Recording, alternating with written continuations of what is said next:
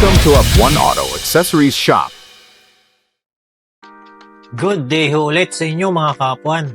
Update po sa aming munting shop. Meron po kaming client dito, Suzuki Swift. Bali nilagyan po namin ito mga kapuan ng real knob Android unit with 360 camera. Sa mga kapuan, papakita ko lang po kung saan nakalagay yung mga camera ng 360. Ayun po yung sa harap at tapos ito naman po yung sa gilid. Dito po namin ito nilalagay sa side mirror. Ayan, nakabutas po yan. Tapos may rubber yan mga kaapuan para hindi po pasukin ng tubig. Tapos sa likod naman, ito yung ating camera. Diyan po siya nakapwesto. Ayan, nasa gitna po. Ayan, tapos sa left side naman, dun din po namin nilalagay sa side mirror. Kung ano po yung pwesto dun sa right side, ganun din po ang pwesto dito sa left side. Pasok tayo mga kapuan, tingnan natin yung finished product ng ating real knob Android head unit with 360 camera. Ayan po ang ating real knob Android head unit pag naka-install po sa Suzuki Swift.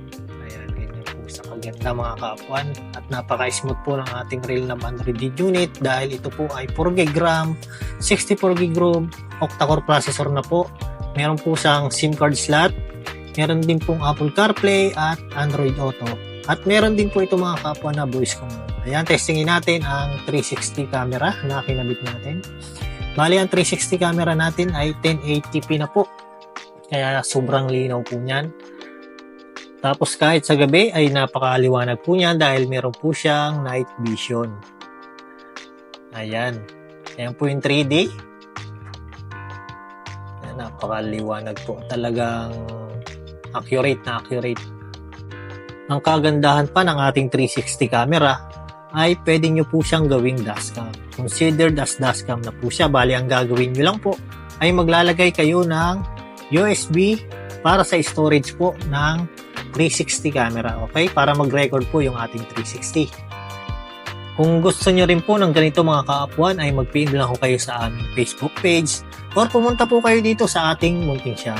Yan, hihintayin po namin kayo mga kaapuan. Hanggang dito na lang po. Salamat!